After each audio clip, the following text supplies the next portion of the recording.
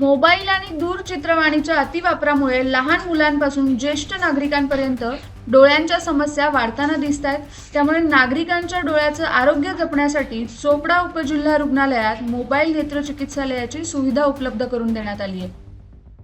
आमदार चंद्रकांत सोनवणे यांच्या माध्यमातून ही मोबाईल नेत्रचिकित्सालयाची व्हॅन उपलब्ध झाली आहे। यांच्याच हस्ते या व्हॅनचं लोकार्पण करण्यात आलंय।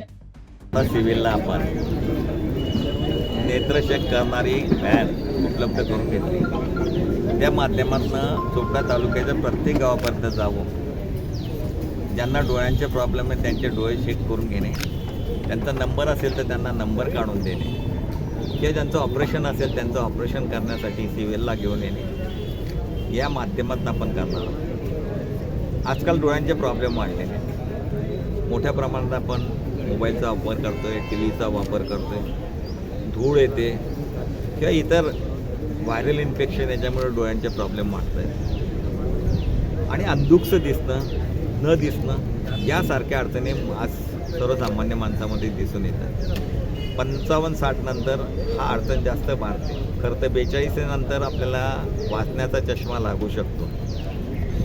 हा लागल्यानंतर बऱ्याच वेळेला चष्मा लावला जात नाही आणि डोळ्यावरती ताण वाढत ते इतकं होतं की आपल्याला सारं अंधुकसं वाटतं, पुस्तक वाचता येत नाही, लांबचं जे असेल ते दिसत नाही, जवळचंही दिसत नाही। ह्या समस्या वाढत असल्यामुळे आपल्या माध्यमातून चोपडा सिव्हिलच्या एक ॲम्ब्युलन्स आपण घेतली आणि त्या सर्वसामान्य माणसापर्यंत पोहोचून त्याचे डोळे चेक करून देणार। ज्यांना समस्या असेल त्यांना चष्मे उपलब्ध कसे करून देता येतील त्यासाठी प्रयत्न करू आणि ज्यांचे ऑपरेशन करणार असेल त्यांचंही ऑपरेशन आपण चोपडा सिव्हिलमध्ये करणार आहोत।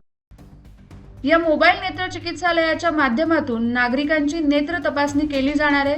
तसंच चष्म्याचा नंबर निश्चित करून गरजेनुसार चष्मे सुद्धा उपलब्ध करून दिले जाणार आहेत। या सोहळ्याला तहसीलदार भाऊसाहेब थोरात, गटविकास अधिकारी अंजली बर्वे, उपजिल्हा रुग्णालयाचे अधीक्षक डॉक्टर प्रसाद पाटील, डॉक्टर मनोज पाटील तसेच नगराध्यक्ष नम्रता पाटील यांच्यासह शिवसेना शिंदे गटाचे पदाधिकारी आणि रुग्णालयातील अधिकारी कर्मचारी सुद्धा उपस्थित होते। न्यूज डेस्क, आपलं नाशिक।